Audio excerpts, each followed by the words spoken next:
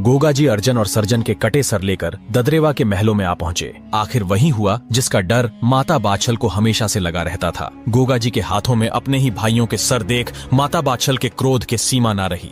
भोली और साफ मन की माता ने क्रोध में गोगा जी से कहा कि तुमने अपने ही भाइयों को मार डाला, इसी वक्त यहाँ से चला जा और मुझे कभी जीवन में अपनी शक्ल मत दिखाना। माता की आज्ञा सुनकर गोगा जी दुखी मन और भरे नेत्रों से ददरेवा से निकल गए। पीछा करते हुए माता सीरियल गोगा जी के पास आ पहुंची और गोगा जी के साथ चलने की जिद करने लगी। तब गोगा जी ने कहा कि अभी मेरा खुद का कोई ठिकाना नहीं, तो मैं आपको अपने साथ कहाँ रखूंगा। इस पर माता सीरियल ने गोगा जी से वचन लिया कि आप मुझसे मिलने आते रहेंगे। रानी के बहुत आग्रह करने पर गोगा जी मान गए और रानी से कहा ऐसा ही होगा, किंतु इसके बारे में आप किसी के समक्ष चर्चा न करें। जिसके बाद गोगा जी वहाँ से गोरख टीले की तरफ चल दिए और नैनों में नीर लिए रानी सीरियल उन्हें देखते हुए अधीर खड़ी रोती रही।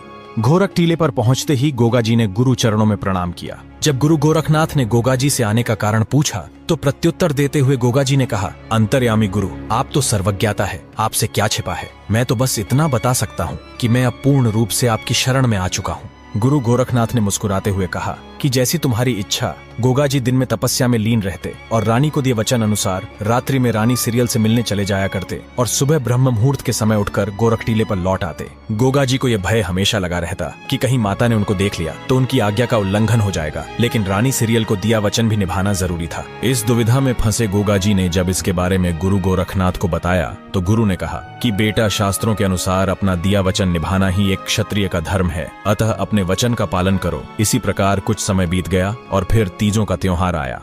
16 सिंगार कर रानी सीरियल तीज झूलने की आज्ञा लेने अपनी सास के पास पहुंची। रानी के सिंगार देख माता बाछल क्रोध में बोली, जब तुम्हारा पति घर बार छोड़कर जा चुका है तो ये हार सिंगार किसे रिझाने के लिए किए जा रहे हैं। अपने ऊपर लगा लांछन रानी सीरियल से सहा ना गया और सीरियल ने माता को प्रत्युत्तर देते हुए कहा, चले तो आपके लिए गए हैं, मुझसे तो नित्य प्रति रात को मिलने आते हैं। माता बाछल ने रानी को झूठी कहते हुए कहा कि जब तक मैं खुद अपनी आंखों से नहीं देख लेती तुम्हारी बातों पर विश्वास नहीं करूंगी। इतना कहकर माता बाछल रानी सीरियल को नौलखे बाग में झूला झुलाकर महलों में लौट आई और द्वारपाल से कहा कि रानी सीरियल के कक्ष के आगे नजर रखो, यदि गोगा आए तो मुझे इसकी सूचना तुरंत मिलनी चाहिए। हमेशा की भांति रात्रि होते ही जब गोगा जी महाराज ददरेवा के महलों में पधारे तो द्वारपाल ने आज्ञा अनुसार माता बाछल को सूचित कर दिया। सूचना मिलते ही माता बाछल गोगा जी के बाहर आने की प्रतीक्षा करने लगी। जैसे ही गोगा जी महलों से बाहर आकर नीले पर सवार हुए तो माता बाछल ने तुरंत सामने आकर घोड़े की लगाम पकड़ ली। गोगा जी ने माता के समक्ष यह सोचकर मुंह फेर लिया कि कहीं माता द्वारा दी गई कभी मुंह न दिखाने की आज्ञा का उल्लंघन न हो जाए, किंतु गोगा जी को यह भली भांति ज्ञात हो गया था कि माता उनका मुख देख चुकी है। इतने में काछल भी वहां आ पहुंची